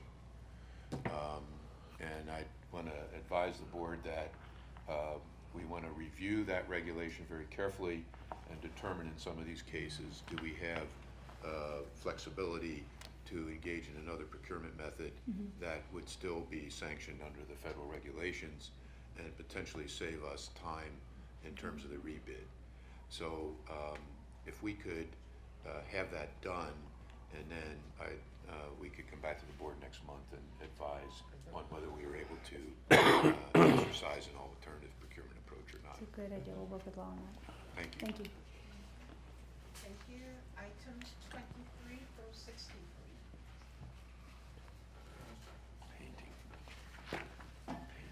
Good morning, board members, chair, and GM. Joe Cortine, VP Operations.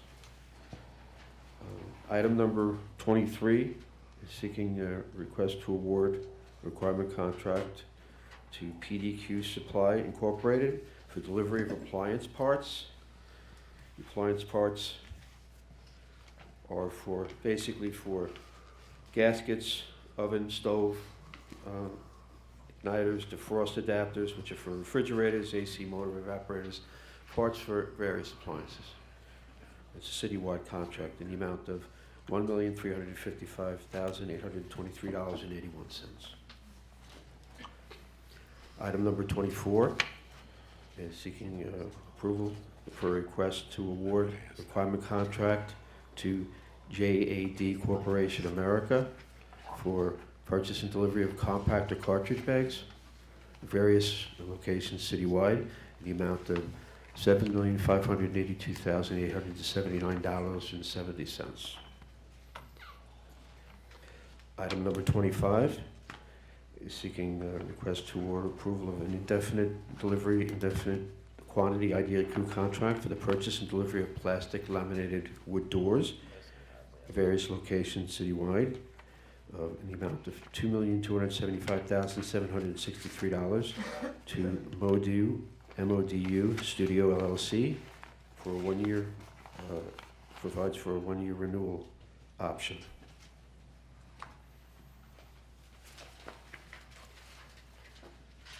Item number 26 is seeking approval to award an IDIQ contract for the purchase and delivery of plastic laminated wood doors, various locations citywide.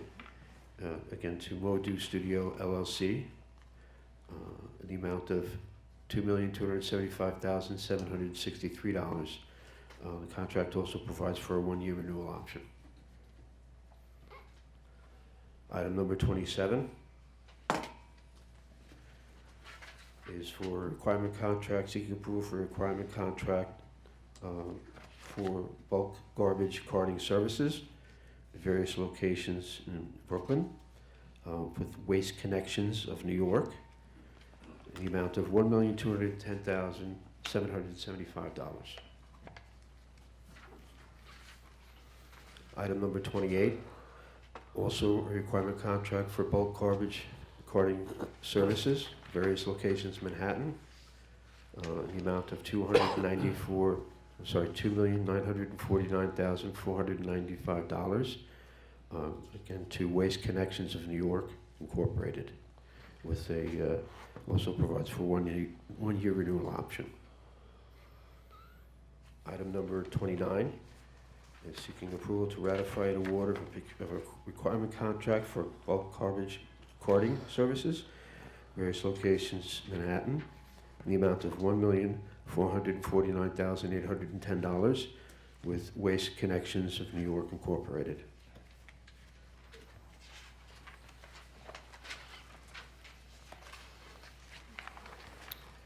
Items 30 through 44 are for painting contracts. This is approval for funding increase to a requirement contract with New Apps Management Corporation, St. Nicholas Houses, in the amount of $284,057.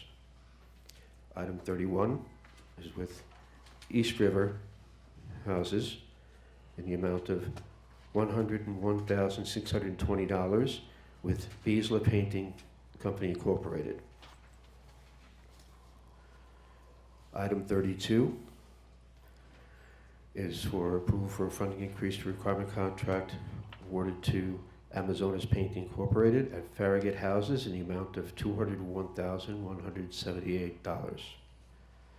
Item 33 is for seeking approval for funding increase for requirement contract awarded to Amazonas Painting Corporation at Boulevard and Belmont Center Houses with the amount of $158,334.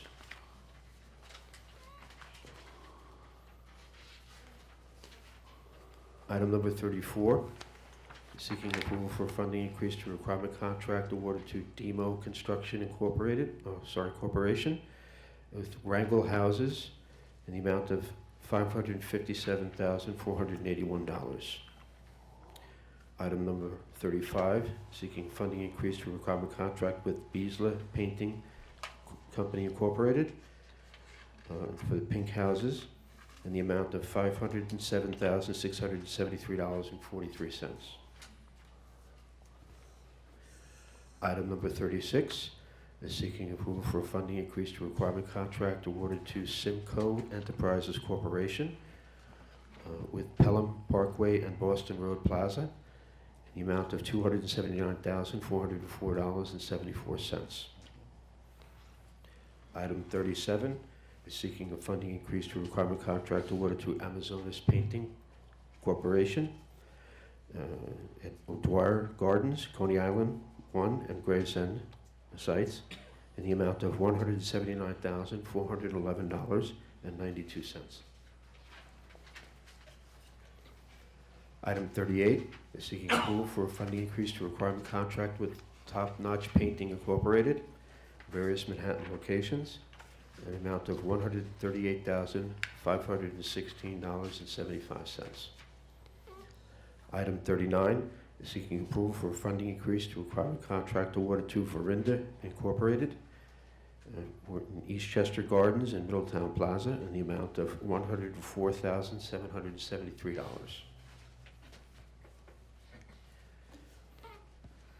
Item number 40 is seeking approval for a funding increase to a requirement contract awarded to Simcoe Enterprises Corporation at Carver Houses in the amount of $176,206.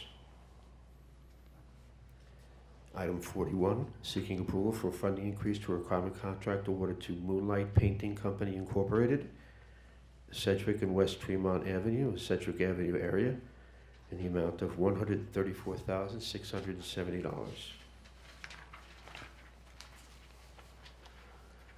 Number 42 is seeking authorization for a funding increase to a contract awarded to Bloom Construction Incorporated with Astoria Houses in the amount of $100,000. Number 43 is seeking approval for a funding increase to a contract awarded to Simcoe Enterprises Corporation, various Bronx locations, in the amount of $100,000. Item number 44 is seeking authorization for approval for a funding increase to a requirement contract awarded to Bloom Construction Incorporated with Armstrong 1 and Armstrong 2 houses in the amount of $100,224.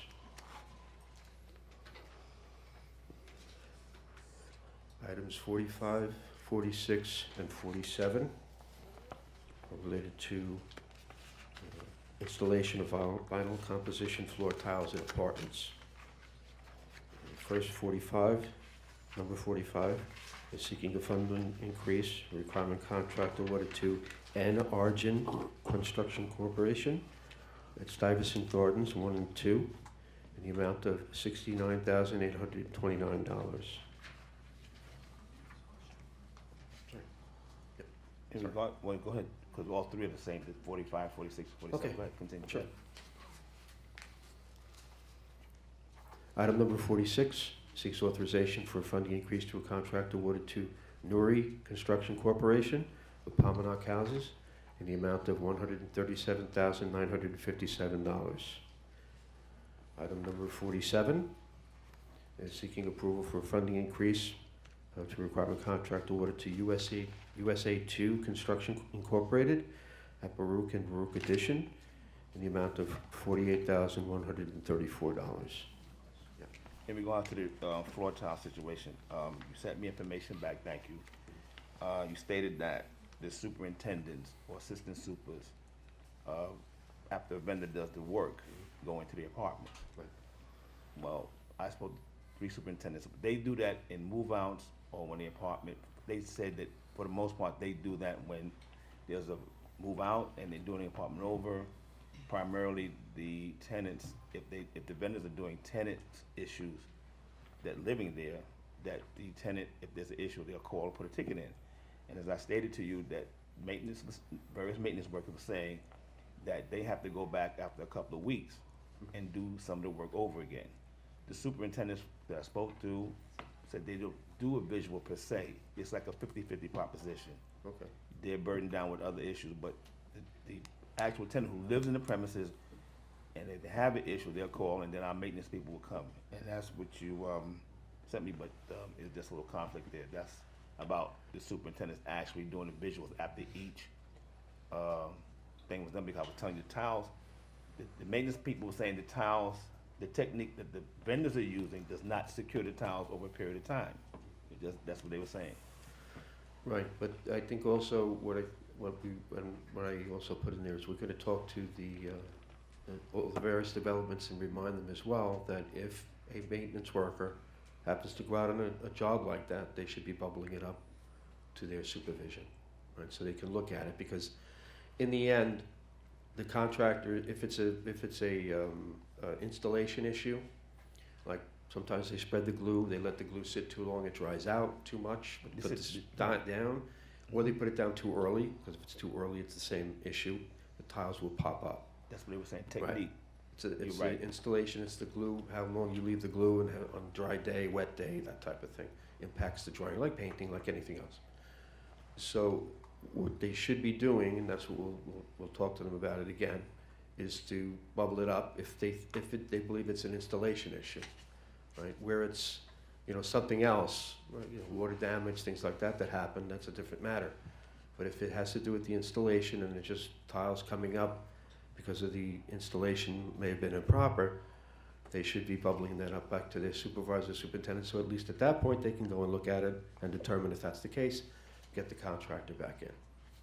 If there's a circumstance where they miss and are not able to do the visuals on tenants' apartments due to access or what have you, that may happen, but in the end, the catch should be when the person goes out to look at this and they determine that it looks like it was an installation issue, that should be getting pushed back to the contractor. Okay, and thank you for getting back to me, but I'm just gonna reinstate that the superintendents do not do this unless there's a vacant apartment being done. They have to go there, do a visual, look at the floor, fill out paperwork that goes to the borough or wherever next. The maintenance people, usually our maintenance people are now doing a lot of cleanup after the vendors when they come in to do an in-house tenant that's having, like, I might have 5 tiles or 6, the vendor comes do them, 3 weeks later after I mop and stuff, I have to put in the ticket. And they're coming behind them, situations like that. But thank you. I understand. Okay, thank you.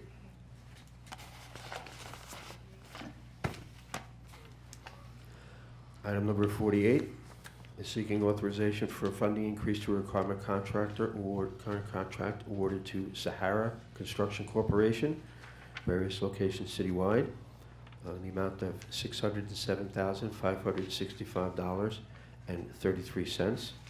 It's for repair or replacement of roof fans with a 2-year term and a 1-year renewal contract option.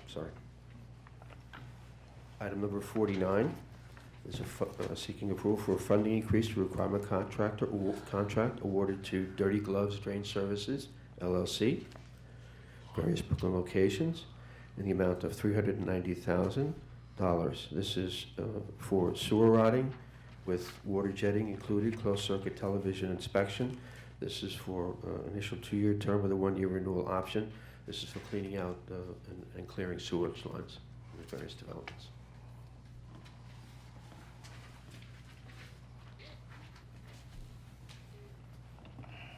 Item number 50 is seeking request for approval for a funding increase to an IDIQ contract awarded to R.J. Bruno Incorporated in the amount of $2,700,000 for plumbing repairs, various locations citywide. There are 3 of these individual contracts.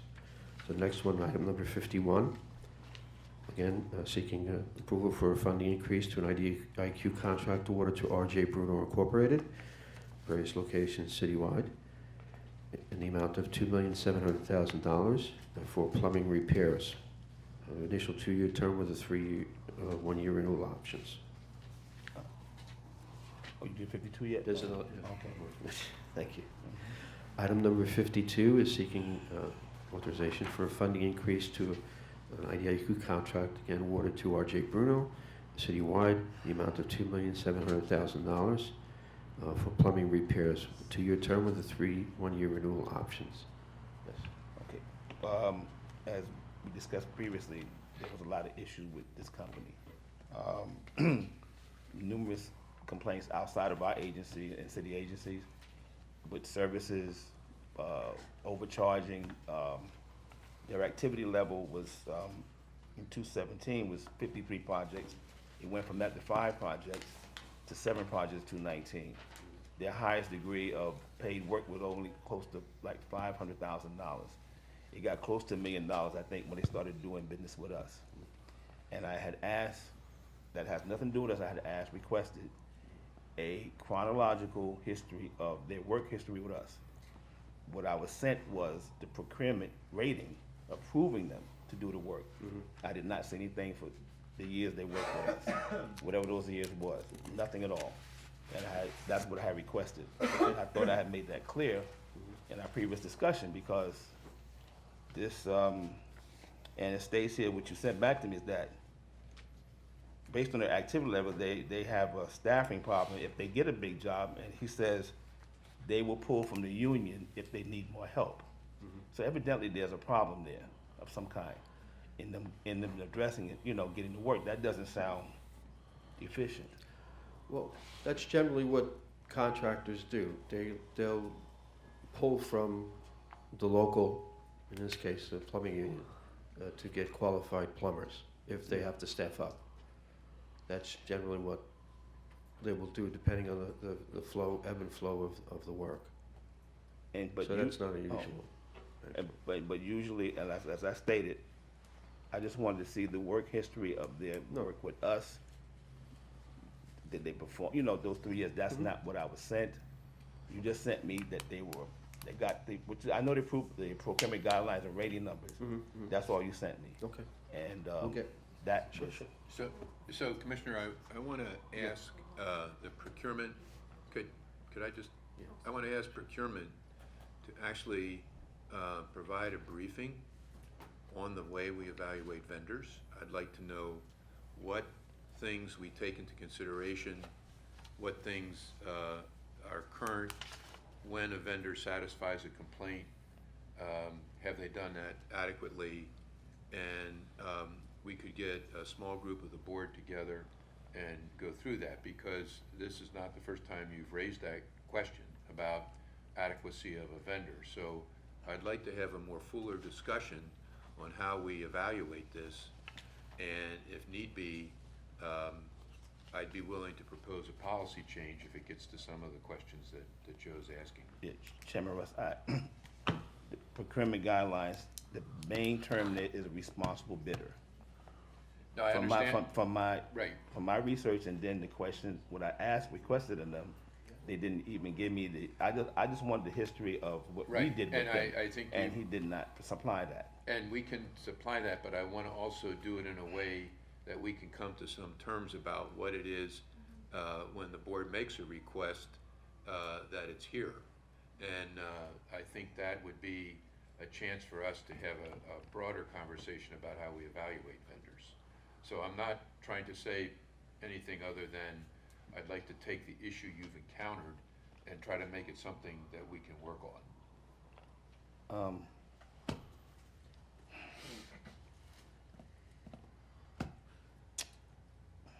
Okay, so you still don't have anything at all regarding them, is what Well, they do? if you look at what was sent, it has also the field evaluations, and one of the tabs, I believe, has the evaluations from the field, which does cover a number of the years. I don't think it was fully, because it was 5 years you had requested, I believe. It might not encompass 5 years, but it does encompass a number of years. And it had to do with the field review, the persons in the field who review and sign off on the installation of the job. Okay. Madam Secretary, I'd like to, are you finished with these 3 items? Those 50? Yes, with these 3, but I will certainly look into if there's more information that we can get on that, as far as At this their time, history. I would like to abstain my vote from 50, 51, and 52, please. Thank you.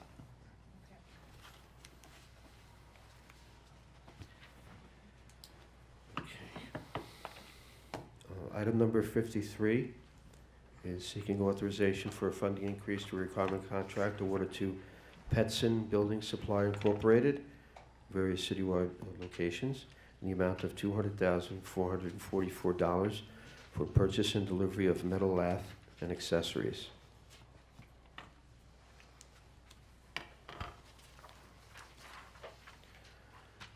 Item number 54 is seeking authorization, requesting funding increase for requirement contract awarded to PDQ Supply Incorporated in the amount of $62,292.99.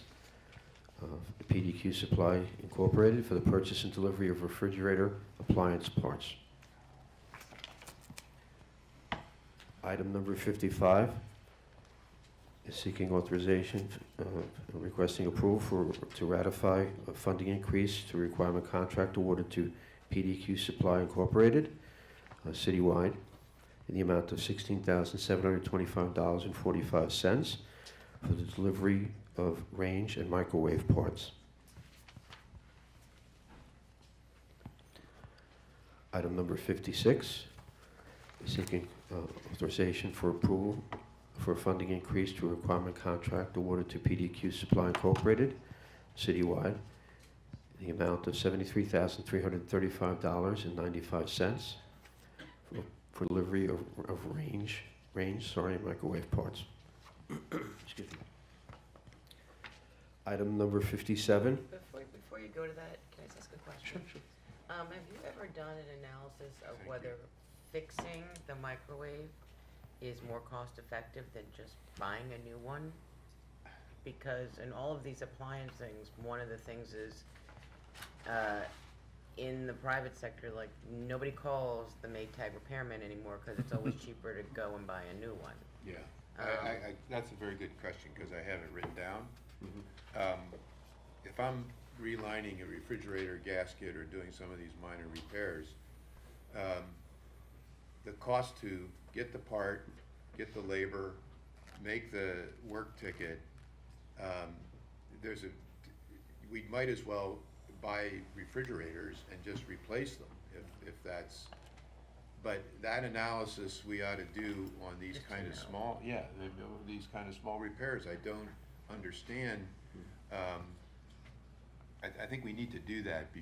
I'm okay with these contracts for now, but I really think we need to understand what's the total cost to deliver a part and fix a microwave or fix a refrigerator for us. And if that doesn't wash out, if it's cheaper just to replace it, I would replace that, and then we could figure out what to do with the other item in terms of a scrap or other thing. Recycling. So, yeah, so if there's someone in ops that could look at this and do that analysis, and if we need to get someone to do that analysis, I would be glad to talk about who that could be.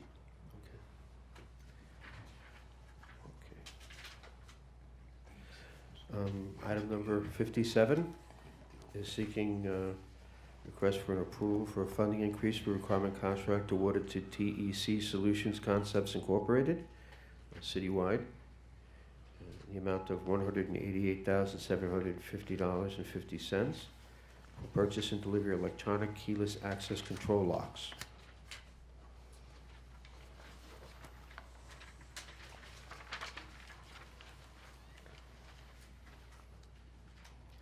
Item number 58 is seeking authorization for request for approval for a funding increase to a requirement contract awarded to APR Industries Incorporated, Citywide, in the amount of $480,850.28 for purchase to APR Industries Incorporated for the purchase and delivery of locks, mortise slam locks, latch sets, lock sets, and night latches.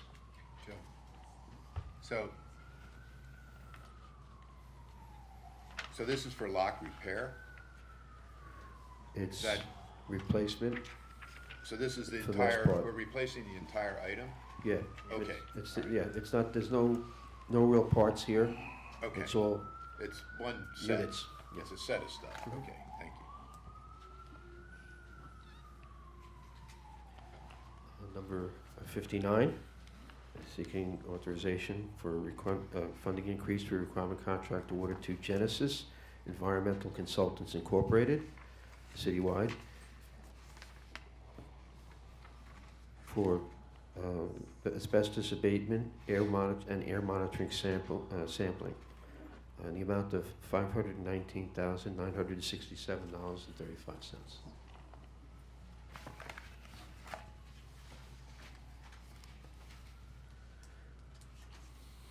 Item number 60 is seeking authorization for a funding increase to a requirement contract awarded to Herc Rentals Incorporated for mobilization and demobilization and service of portable light towers, citywide, in the amount of $1,625,670.60.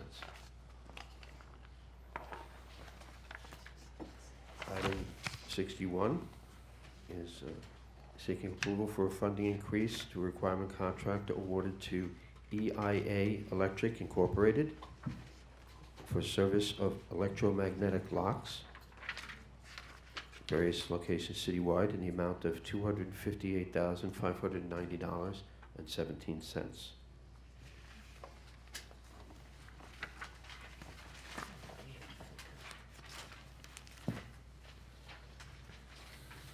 Item number 62 is seeking authorization for approval for a funding increase to IDIQ contract awarded to R.J. Bruno Incorporated, specifically for water main repairs at various locations citywide in the amount of $1,100,000. So again, This is the same, Yeah. Same vendor? company. Okay. and I'll be I'm standing. gonna have a Yes. suggestion in a minute, so go ahead. We'll note it. Item number 63, seeking authorization to ratify a funding increase to requirement contract awarded to Simcoe Enterprises Incorporated for preparation of vacant apartments citywide in the amount of $2 million.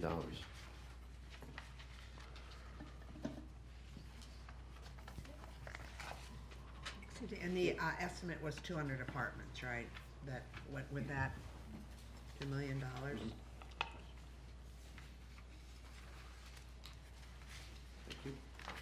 Yeah. Did you get an answer? Yeah, it was a question, so a statement, that the amount of apartments that this covers is Correct. 200 apartments estimated, which is a little better than 10,000 apartment. Correct. Seemed reasonable. Good afternoon. Matthew Charney from Real Estate Development. 64. Authorization is requested to submit an application to HUD pursuant to Section 18 of the Housing Act to dispose of approximately 6,150 square foot parcel of land and approximately 36,000 square feet of zoning floor area at Howard Houses in Brooklyn. And upon approval from HUD, convey the land and development rights and grant easements to the nonprofit Family Services Network of New York or its affiliate. The parcel of land and the development rights will be combined with an adjacent parcel that's owned privately by the nonprofit Family Services Network. And on the site, combined site, developed a 95-unit apartment building for affordable and supportive housing. The authority residents will receive preference for 25% of the marketed units. The authority, the land and development rights were appraised at $2.7 million. The authority expects to get the full appraised value for the land and development rights. All of that money will be used at Howard Houses and planned with the Resident Association. We've received a letter of support for the project from the Resident Association leadership there. Question. Yes. I see that you did meet with the resident association and various entities, to keep them informed in the pipeline of what was being done. And I think there was some mention, I think your project is the one with the parking spaces that might be lost, right? Am I right? Correct. There will be, so the piece of land that's being sold and combined with the site of the former police station is currently a parking lot. So there'll be a net loss of 6 spaces to the parking lot. Okay. There's, we have additional spaces there that aren't permitted right now. So even after we lose those 6 spaces, there'll still be 68 spaces that no one has permits for. Okay, got you. All right. Thank you.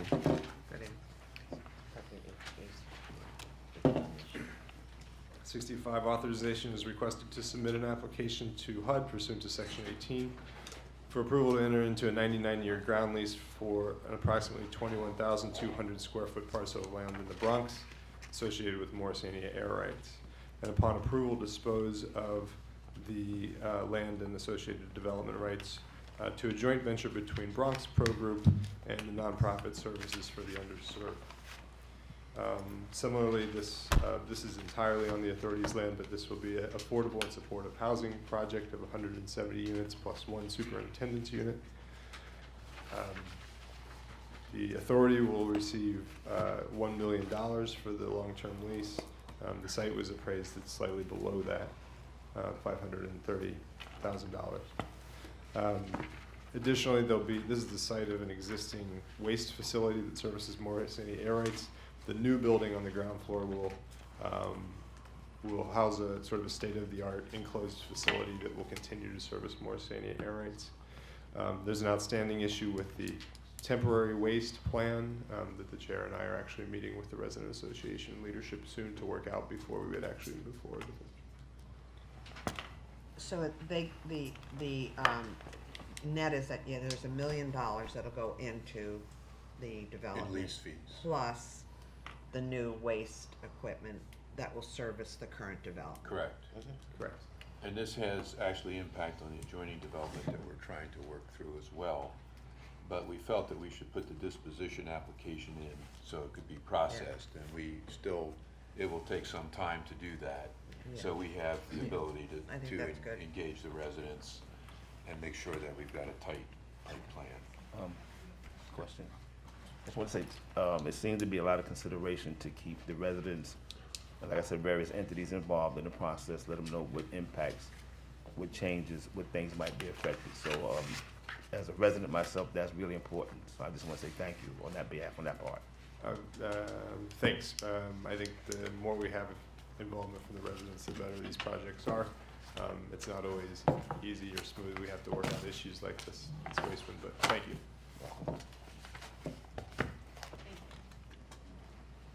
Chair, the 65 items were presented for board approval.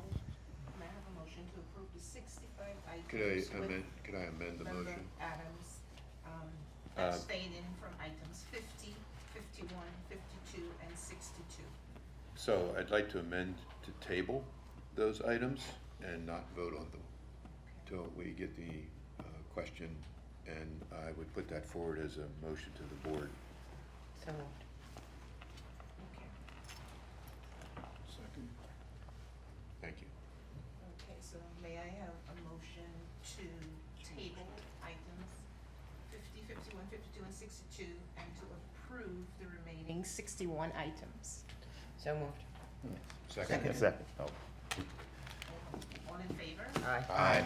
None opposed. Being that all matters before the board today have been addressed, may I have a motion to adjourn this meeting? So moved. Second? Second. All in favor? Aye. None opposed. Thank you. So, you still have, you give me a one, right? Which one am I supposed to meet? Oh, I don't know, I have to, That's Mary Ellen.